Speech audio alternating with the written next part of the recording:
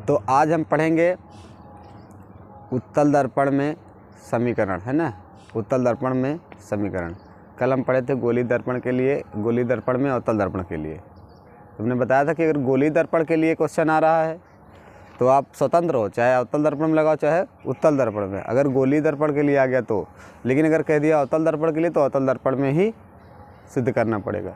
उत्तल दर्पण कह दिया तो उत्तल दर्पण में ही सिद्ध करना पड़ेगा।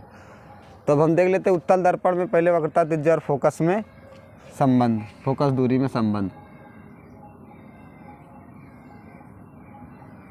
उत्तल दर्पण में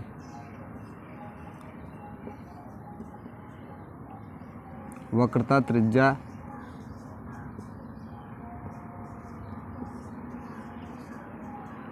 तथा फोकस दूरी में संबंध।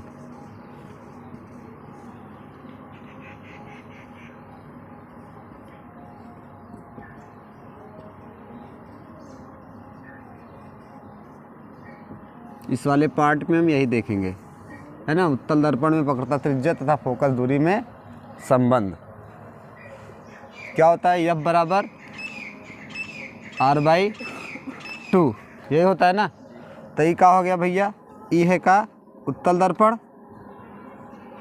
जिसमें दबे हुए तल पे कलाई होती है और परावर्तन उभरे हुए पृष्ठ से होता है, उसको क्या कहते हैं, उत्तल दर्पण कहते हैं। और ये क्या हो गया, मुख्य अक्ष, ये हो गया ध्रुव। तो हमने बताया है आपको कि मुख्य अक्ष के समांतर चलने वाली प्रकाश किरणें परावर्तन के पश्चात मुख्य फोकस से आती हुई प्रतीत होती हैं। कहाँ से आती हुई प्रतीत होती है, मुख्य फोकस से आती हुई प्रतीत होती है।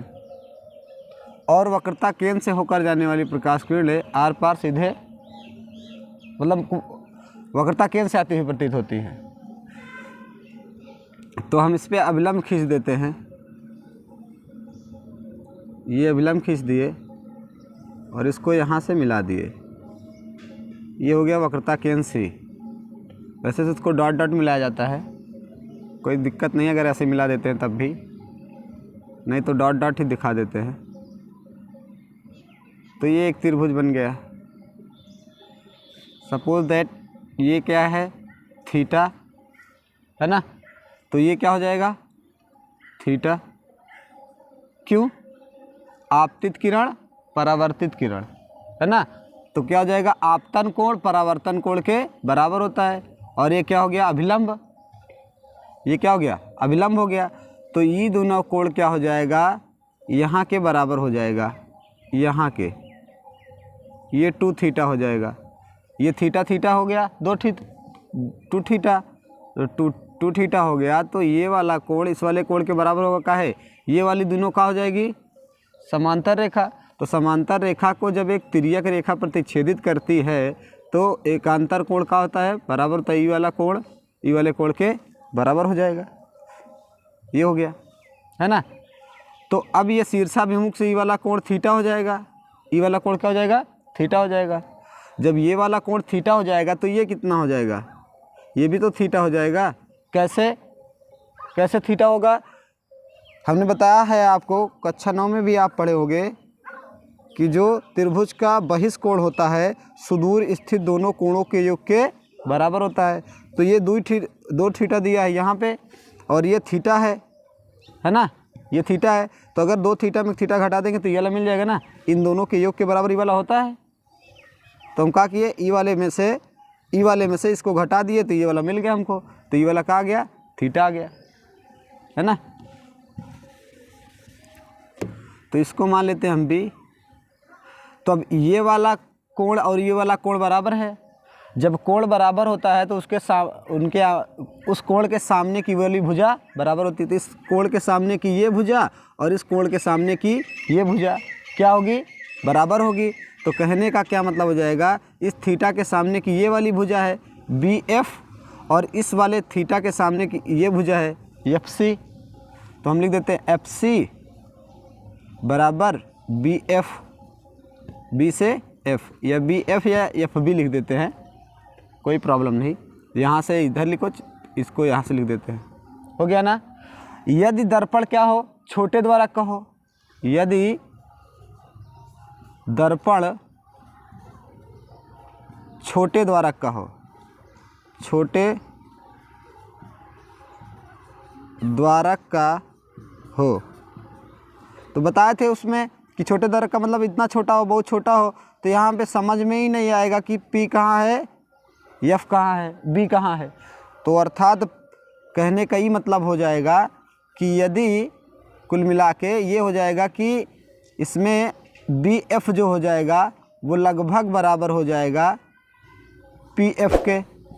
तो जहाँ BF लिखे हैं वहाँ क्या लिख देंगे, PF। तो FC के स्थान पे क्या लिख दिए,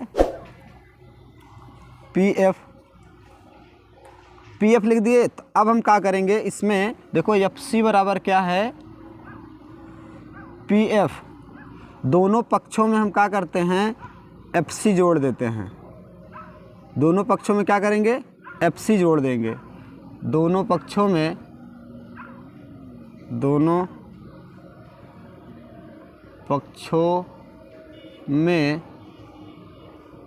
FC जोड़ने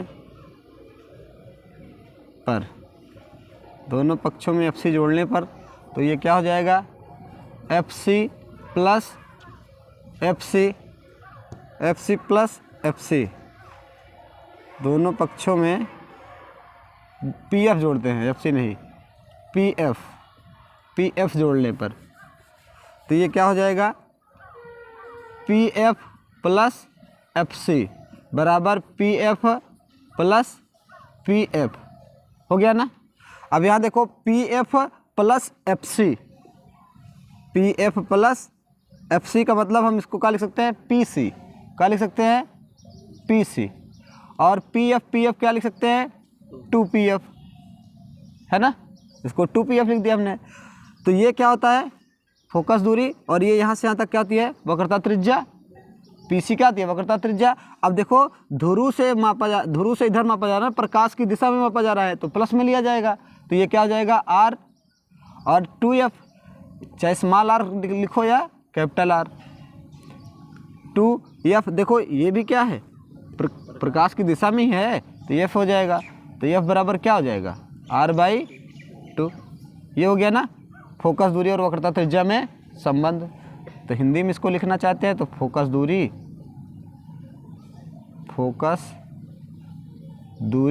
बराबर वक्रता त्रिज्या बटे 2। ये हिंदी हो गया आपका। तो हमने आपको इतना बताया कि उत्तल दर्पण में वक्रता त्रिज्या तथा फोकस दूरी में संबंध। क्या बताया कि ये उत्तल दर्पण है ना।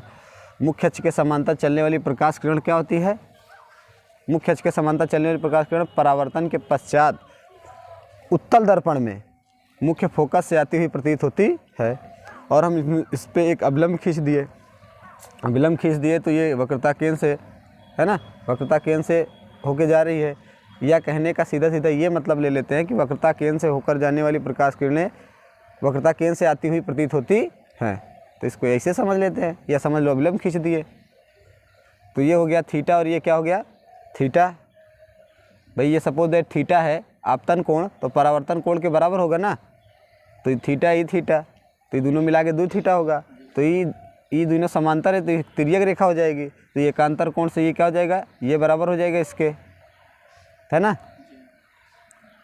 या इसको हम देख लेते हैं, संगत कोण से हो जाएगा। यहाँ का अगर देख लेते हैं तो संगत कोण हो जाएगा। क्या, कौन सा कोण, संगत कोण, एकांतर नहीं होगा, संगत कोण से ये दोनों बराबर हो जाएगा। तो ये वाला कोण देखो, ये और ये क्या हो गया, शीर्षाभिमुख से बराबर हो गया। जब शीर्षाभिमुख से बराबर हो गया तो ये त्रिभुज का बहिष्कोण हो गया। तो त्रिभुज का बहिष्कोण क्या होता है, सुदूर स्थित दोनों कोणों के योग के बराबर होता है। जब ये तो 2 थीटा है तो थीटा है, अब 2 थीटा में थीटा घटा देंगे तो थीटा बच गया। तो अब ये दोनों कोण बराबर हो गए, तो इनके आमने सामने की भुजाएं भी बराबर हो जाएंगी। तो ये FC FB के बराबर हो जाएगी। तो हमने दिखा दिया FC अब FB के बराबर हो गया। यदि दर्पण छोटे द्वारक का हो, भाई छोटा बहुत छोट के हो, नान के, तो क्या हो जाएगा, लगभग BF जो है PF के बराबर हो जाएगा। तो हमने क्या कर दिया, BF के बराबर PF, जहाँ BF लिखा है वहाँ क्या लिख दिए, PF। तो ये देखो PF लिख दिए। और दोनों पक्षों में हमने क्या किया है, दोनों पक्षों में PF जोड़ने पर दोनों पक्षों में PF जोड़ दिए हैं। तो ये PF प्लस FC PC हो गया, पी एफ कितना हो गया 2pf। अब हमने क्या किया है r बराबर 2f, तो यह बराबर कितना हो जाएगा r/2। फोकस दूरी बराबर वक्रता त्रिज्या बटा 2। तो ये था का उत्तल दर्पण में वक्रता त्रिज्या तथा फोकस दूरी में संबंध। अब हम देखेंगे उत्तल दर्पण के लिए समीकरण 1/f बराबर 1/b प्लस 1/u। ये वाला तो आ जाएगा अब ना, एफ सी बराबर बी एफ। ये देखो ये वाला, देखो इसके सामने का भुजा ई है और इसके सामने की भुजा ई है ना। जब इसके सामने की भुजा ई है और इसके सामने की भुजा ई है और ये दोनों कोण बराबर हैं, तो त्रिभुज का प्रमेय होता है कि समान कोणों की सम्मुख भुजाएं बराबर होती हैं। तो ये समान कोण हैं, तो इसके सामने की ये भुजा, इस वाले के सामने की ये भुजा और इस वाले सामने की ये भुजा क्या हो जाएगी, बराबर हो जाएगी 10। इसी से किए इसको। अब हम उत्तल दर्पण के लिए हम सिद्ध कर लेते हैं समीकरण, इसको मिटा देते हैं। उत्तल दर्पण के लिए समीकरण, उत्तल दर्पण के लिए समीकरण, उत्तल दर्पण के लिए समीकरण वही 1/f बराबर 1/b प्लस 1/u है ना। तो हम ये उत्तल दर्पण में देखते हैं, तो ये क्या हो गया मुख्य अक्ष के समांतर। तो इसको मुख्य अक्ष के समांतर ना लेके क्या करते हैं, वक्रता केंद्र से लेके जाते हैं, वक्रता केंद्र से होकर जाने वाली प्रकाश किरण अपने मार्ग पर पुनः वापस लौट जाती है और ऐसा प्रतीत होता है कि सी से आ रही है, वक्रता केंद्र से होकर आ रही है। और ये इसको पीछे डॉट डॉट मिलाने पर ये यहाँ काटती है और यहाँ प्रतिबिंब बनता है a डैश b डैश, है ना। ये प्रतिबिंब बनता है a डैश b डैश। एक क्या किया हमने, एक प्रकाश की किरण सीधा वक्रता त्रिज्या पे लेके गया, तो वक्रता त्रिज्या पे लेके गया तो ये अपने मार्ग पर पुनः क्या हो जाता है, वापस हो जाती है। वक्रता त्रिज्या पे लेके जब जाते हैं तो अपने मार्ग पर क्या होती है, पुनः वापस लौट जाती है। और इसको हमने ध्रुव पे गिराया तो ये जितने कोण पर आपतित हुई उतने ही कोण पे परावर्तित हो गई। अब जब तक ये दोनों प्रकाश किरण एक दूसरे को काटेंगी नहीं तो प्रतिबिंब बनेगा नहीं, है ना भाई, प्रतिबिंब बनेगा नहीं। तो हम इसको क्या करते हैं, पीछे मिलाते हैं। तो पीछे मिलाए तो यहाँ पे काटी तो यहाँ पे सीधा प्रतिबिंब बन गया a डैश b डैश। अब हम क्या करते हैं, त्रिभुज ये वाला देख लेते हैं, त्रिभुज ये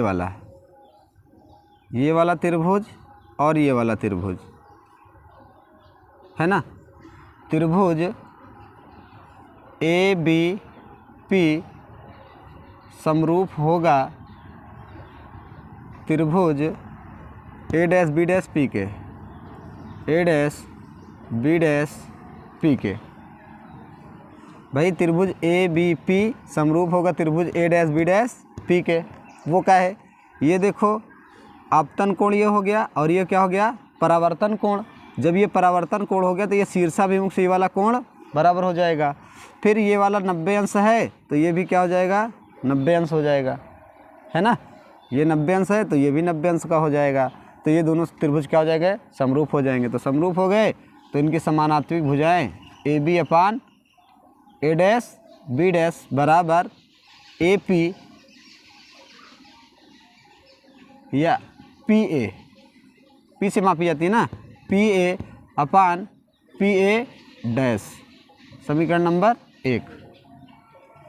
अब पुनः लगा लेते हैं ये वाले त्रिभुज में, बड़े वाले में ये पूरा ले लेते हैं, यहाँ से पूरा सब पूरा यहाँ से ये वाला त्रिभुज ले लेते हैं, त्रिभुज ए बी सी, त्रिभुज ए बी सी समरूप होगा त्रिभुज ए डैश बी डैश सी के। क्योंकि ये वाला छोटा वाला देखो ए डैश बी डैश सी ये बड़े वाले में समाहित है ना भाई, बड़े वाले में समाहित है तो ऑटोमेटिक से ये क्या हो जाएगा, उसके समरूप हो जाएगा।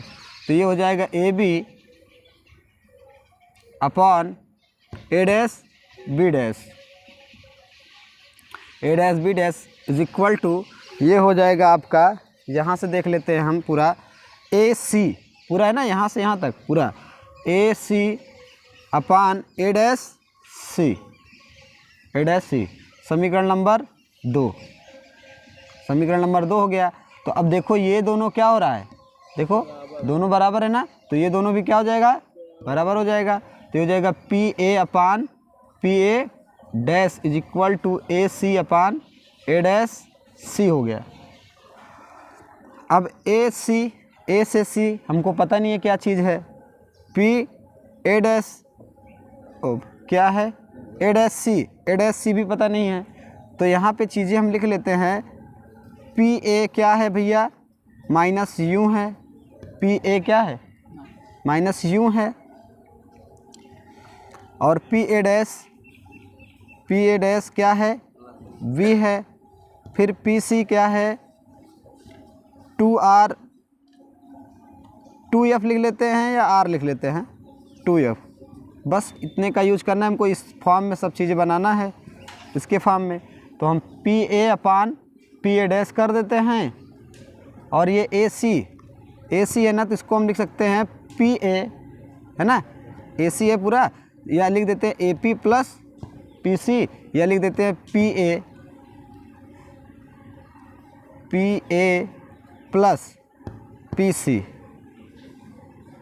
P A plus P C हो गया, अपॉन ए डैश सी है, तो हम क्या करते हैं, P C minus P A dash, तो P C minus P A dash.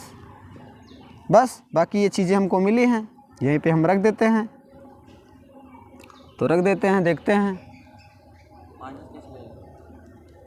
P सी देखो यहाँ से यहाँ तक का है पी सी, है ना, और हमको कितना देखना है, ए डैश सी निकालना है। ये देखो ए डैश सी इतने निकालना है, तो हम क्या किए, पूरा यहाँ से यहाँ तक ले लिए, यहाँ से यहाँ तक में इतना घटा देंगे तो फिर तो यही तो बचेगा, ए डैश सी तो बचेगा, है ना। तो पी ए का मान कितना है, माइनस यू, तो ये वाला इधर लिख देते हैं, माइनस यू दिख रहा है, माइनस यू, और ये पी ए का मान माइनस यू हो गया, और पी ए डैश का मान कितना है, वी है, तो वी रख देते हैं हम। फिर पी ए का मान कितना है, पी ए माइनस यू है। फिर क्या है, पी सी क्या है, प्लस 2F अपॉन क्या हो जाएगा, पी सी 2F, ये माइनस लिखा है, और पी ए डैश कितना है, वी, तो वी लिख देते हैं, है ना। इसका इधर गुणा करा देते हैं, इसका इधर गुणा करा देते हैं, इसका इधर गुणा कराएंगे तो क्या हो जाएगा, minus two U V U F, इसका इधर गुणा कराए तो ये हो गया, ये minus minus plus U V, और इसका इधर गुणा कराएंगे तो माइनस यू वी, और इसका इधर गुणा कराएंगे तो क्या, 2VF, ये हो गया ना। अब ये माइनस इसको इधर उठा लाते हैं, इसको इधर उठा के लाएंगे तो यू बी और प्लस यू बी हो जाएगा, और ये हो जाएगा 2UF प्लस 2VF, तो ये हो गया 2UV और 2UF प्लस 2VF, इतना हो गया। अब हम देखो दोनों पक्षों में 2 भिन्निष्ठ है, तो 2 कॉमन लेके काट देते हैं, UV बराबर UF प्लस VF, दोनों पक्षों में UVF से भाग देने पर, दोनों पक्षों में UVF से भाग देने पर, तो UV अपॉन UVF बराबर UF प्लस VF अपान UVF, तो UV से UV कट गया, 1 अपान F हो गया, और इसको हम अलग अलग कर लेते हैं, UV प्लस VF अपान UVF, और यहाँ VF, तो ये UF से UF कट गया, VF से VF कट गया, 1 अपान F बराबर 1 अपान V है प्लस 1 अपान U, तो इसको इधर कर लेते हैं, 1 अपान F बराबर 1 अपान U प्लस 1 अपान V, ये हो गया समीकरण हमारा सिद्ध। नहीं तो यहीं पे लिख लेते हैं, यही चीज़, इतना ही देख लेते हैं, 1 अपान F बराबर 1 अपान V प्लस 1 अपान यूँ। तो ये सारी चीज़ें हैं इसमें उत्तल दर्पण के लिए। तो बच्चों को लगता है उत्तल दर्पण थोड़ा सा टफ होता है, लेकिन है वही, उत्तल दर्पण भी वही है। सिर्फ क्या है, चित्र आपको इसको क्या किया है हमने, वक्रता त्रिज्या से लिया है और ये वाली ध्रुव पे इसको पीछे बढ़ा है, तो यहाँ पे काटे तो ये डैश बी डैश प्रतिबिंब बन रहा है। तो ये वाला त्रिभुज देख लेते हैं और ये वाला त्रिभुज, ये दोनों त्रिभुज क्या है, समरूप है। जब ये दोनों त्रिभुज समरूप है तो इनकी समानुपातिक भुजाएं, मतलब ये वाली भुजा और ये वाली भुजा क्या होगी, समान अनुपात में विभेदित करेगी। तो ये वाली भी, फिर ये वाली, ये देखो। फिर त्रिभुज ए बी सी, त्रिभुज ए बी सी, ये वाला बड़ा वाला त्रिभुज ले लेते हैं। और A dash B dash C, A dash B dash C, ये वाला त्रिभुज। तो हम देखते हैं A B upon A dash B dash बराबर A C upon A dash सी, है ना। फिर ये हो जाएगा P A upon P A dash हो गया। तो ये हो जाएगा बराबर A C upon A dash सी। तो हमको क्या करना है भैया, ए सी और ए डैश को इस फॉर्म में बनाना है, पी ए और P A dash P C, ये दिमाग में रखना चाहिए। बाकी ये तो बना ही है, हमको इसी फॉर्म में बनाना है। तो इसको हम इस फॉर्म में बना के केवल मान भरे हैं, सब पूरा मान भर के हल सॉल्व कर दिए हैं। तो ये हो गया, तो ये हो गया। तो ये हो जाता है का आपका उत्तल दर्पण में क्या हो गया भैया, समीकरण, उत्तल दर्पण का समीकरण।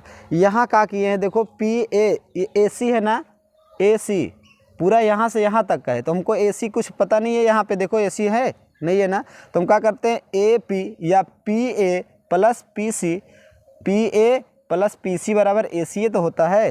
यहाँ देखो ए सी बराबर क्या लिख सकते हैं, P A plus P C, ये वाला इतना ये वाला इतना जोड़ के इतने के बराबर हो गया।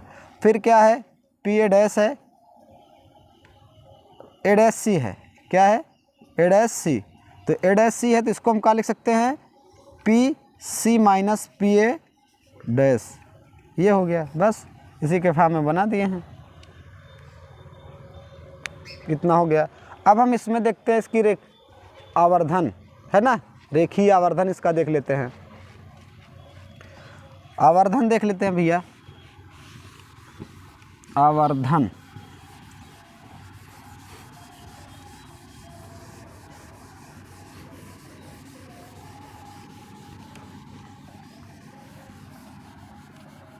आवर्धन किसे कहते हैं, इसे यम से व्यक्त करते हैं। यम बराबर होता है प्रतिबिंब की लंबाई और वस्तु के लंबाई के अनुपात को क्या कहा जाता है, रेखीय आवर्धन। क्या कहा जाता है, रेखीय आवर्धन। प्रतिबिंब की लंबाई, प्रतिबिंब की लंबाई और वस्तु की लंबाई के अनुपात को, वस्तु की लंबाई के अनुपात को, प्रतिबिंब की लंबाई और वस्तु की लंबाई के अनुपात को क्या कहा जाता है, रेखीय आवर्धन। हिंदी में लिख देते हैं इसको, रेखीय आवर्धन। रेखीय आवर्धन हो गया ये। तो प्रतिबिंब की लंबाई और वस्तु की लंबाई के अनुपात को क्या कहते हैं भैया, रेखीय आवर्धन कहते हैं, है ना। इसमें कोनो बड़ी बात है नहीं। तो हम इसमें देख लेते हैं रेखीय आवर्धन में। तो यम बराबर क्या हो जाएगा, देखो भैया, अब ये देखो, ये हो गया वस्तु की लंबाई और ये क्या हो गई, प्रतिबिंब की लंबाई। दोनों ऊपर है ना, तो ऊपर में सारी चीज़ें किस में मापी जाती हैं, प्लस में। तो क्या हो जाएगा, इसको हम लिख सकते हैं A dash B dash upon A B, है ना, A dash B dash upon A B हो गई। फिर उसके बाद हम क्या कर सकते हैं, इसको इस फॉर्म में लिखेंगे तो ये हो जाएगा आई अपान ओ। आई का मतलब इमेज, वस्तु की प्रतिबिंब की लंबाई और वस्तु की लंबाई हो गई। और इसको हम ऐसे भी लिख सकते हैं, यम बराबर हो जाएगा आपका वस्तु की दूरी और प्रतिबिंब की दूरी के अनुपात को, मतलब प्रतिबिंब की दूरी के अनुपात को और प्रतिबिंब की दूरी और वस्तु की दूरी के अनुपात को क्या कहा जाता है, रेखीय आवर्धन। किसको किसको, प्रतिबिंब। हाँ, तो प्रतिबिंब का हो जाएगा, प्रतिबिंब हो जाएगा v और वस्तु कितनी है यहाँ पे u। लेकिन अब इधर देखो ये माइनस में हो रही है ना, ये देखो इधर माइनस में जा रही है ना। अगर हम इसको इस फॉर्म में जैसे इसको लिखे ऐसे लिखेंगे तो ये हो जाएगा P A dash upon P ए, तो यम बराबर क्या हो जाएगा पी ए डैश वी, तो वी प्लस में है भाई, इधर प्रकाश की दिशा में है और ये विपरीत है तो ये माइनस हो जाएगा। तो दोनों यम के बराबर है, ये वाला भी ये वाला, तो हम इसको साथ में ऐसे लिख सकते हैं माइनस वी अपान यू बराबर आई अपान ओ। तो ये हो गया रेखीय आवर्धन का सूत्र हो जाता है। ये रेखीय आवर्धन का सूत्र हो गया किसके लिए, उत्तल दर्पण के लिए रेखीय आवर्धन, रेखीय आवर्धन। ये क्या हो गया उत्तल दर्पण के लिए रेखीय आवर्धन। अब हम इसके बाद देख लेते हैं अवतल दर्पण के लिए। किसके लिए, अवतल दर्पण के लिए। अवतल दर्पण के लिए नहीं बताए थे ना, तो अवतल दर्पण के रेखीय आवर्धन देख लेते हैं। तो रेखीय आवर्धन अवतल दर्पण के लिए भी देख लेते हैं, ये तो हो गया ना। तो यहाँ लिख देते हैं अवतल दर्पण के लिए रेखीय आवर्धन। अवतल दर्पण, अवतल दर्पण के लिए रेखीय आवर्धन।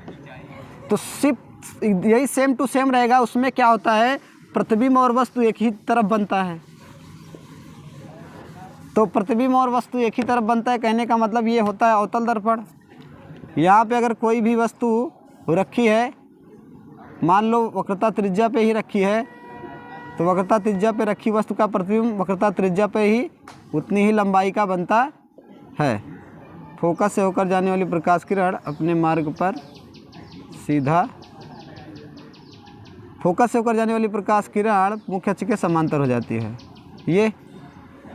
ये सी हो गया। अगर मान लो सपोज दैट कोई वस्तु यहाँ रखी है, ये पी हो गया, ये ए बी, तो ये प्रतिबिंब बन जाता है ए डैश बी डैश, है ना। तो इसका रेखीय आवर्धन क्या हो जाएगा, प्रतिबिंब की लंबाई ए डैश बी डैश बटे वस्तु की लंबाई, तो आई अपान ओ, फिर इसका क्या हो जाएगा पी सी हो जाएगा। ये देखो है ना, यहाँ जो पी ए डैश है, अब देखो इधर से जहाँ वस्तु रखी है, दोनों स्थान पे एक ही स्थान पे वस्तु रखी है ना, मतलब जहाँ वस्तु रखी है वहीं प्रतिबिंब भी बन रहा है। तो ये क्या हो जाएगा, देखो इधर ही प्रकाश की तरफ प्रकाश के विपरीत मापा जा रहा है, तो प्रकाश के विपरीत मापा जा रहा है, तो ये भी क्या हो जाएगा भैया, ये नीचे बन रहा है प्रतिबिंब, देखो नीचे बन रहा है तो माइनस में हो गया। और इसको किधर से मापा जा रहा है, प्रकाश के विपरीत, तो ये भी माइनस, तो ये माइनस माइनस क्या हो जाएगा प्लस, तो यहाँ से प्लस माइनस हट जाएगा। तो रेखीय आवर्धन किसके लिए हो गया, ये अवतल दर्पण के लिए। अवतल दर्पण के लिए रेखीय आवर्धन हो गया, है ना। परिभाषा वही है, प्रतिबिंब की लंबाई और वस्तु की लंबाई के अनुपात को क्या कहते हैं, रेखीय आवर्धन कहते हैं, है कि नहीं। तो इतना है। अब हम देख लेते हैं उत्तल दर्पण और अवतल दर्पण के उपयोग देख लेते हैं। इसका उपयोग कहाँ कहाँ होता है, उत्तल दर्पण और अवतल दर्पण का उपयोग। तो इसको मिटा देते हैं।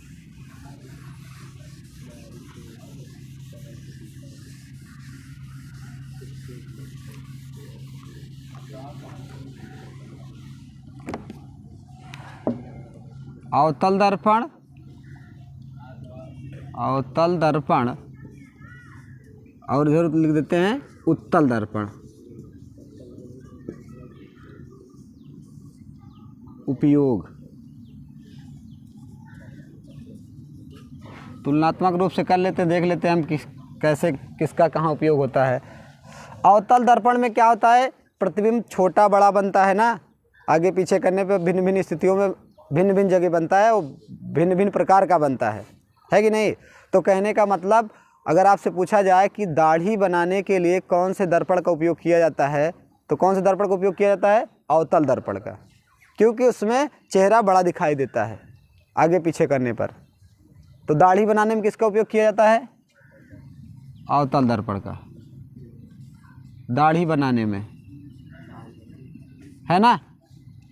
और इसका उत्तल दर्पण का जो मुख्य रूप से उपयोग होता है, ये इसमें वस्तु क्या होती है, हमेशा वस्तु का प्रतिबिंब एक ही जगह बनता है और सीधा बनता है, और क्या बनता है, आभासी। तो जो ड्राइवर वगैरह होते हैं उसका साइड में देखो शीशा लगा रहता है ऐसे, साइड में शीशा लगा रहता है, या बाइक वगैरह है तो उसमें भी शीशा लगा रहता है ना, तो वो क्या होता है, उत्तल दर्पण लगा होता है। क्यों? क्योंकि उसमें वस्तुएं क्या होती हैं, छोटी और सीधी बनती हैं। जो वस्तुओं का प्रतिबिंब बनता है वो क्या बनता है, सीधा और छोटा बनता है। तो ताकि व्यक्ति देखे तो उसको ये ना लगे, अब पता लगा अवतल दर्पण लगा दिया, हाँ अवतल दर्पण लगा दिया तो पता लगा वस्तु फोकस और ध्रुव के बीच में आ गई, या फोकस और वक्रता के केंद्र के बीच में आ गई, तो इतना बड़ा वस्तु आ रहा है वो भी उल्टा, हाँ चारों चक्के ऊपर होके आ रहे हैं, तो इसलिए उसका अवतल दर्पण का उपयोग नहीं किया जाता। किसका उपयोग होता है, उत्तल दर्पण का उपयोग साइड मिरर में, है ना,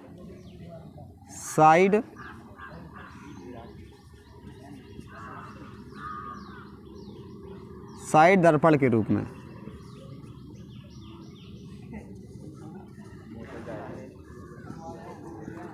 और कहाँ इसका उपयोग होता है दर्पण का? अब देखो लैंप वगैरह जो होते हैं, है ना, उसमें जो है क्या होता है कि प्रकाश को बिखेरना है, तो स्ट्रीट लाइट वगैरह में होता है।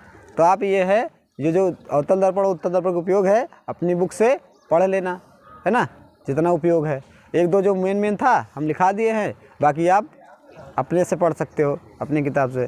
तो ये दर्पण ख़त्म हो गया आपका, आज से दर्पण क्या हो गया, समाप्त हो गया। अब हम पढ़ेंगे अगले चैप्टर में और अगले वीडियो में अपवर्तन पढ़ेंगे, और ये परावर्तन आज से समाप्त हुआ। अब हम पढ़ेंगे क्या, अपवर्तन।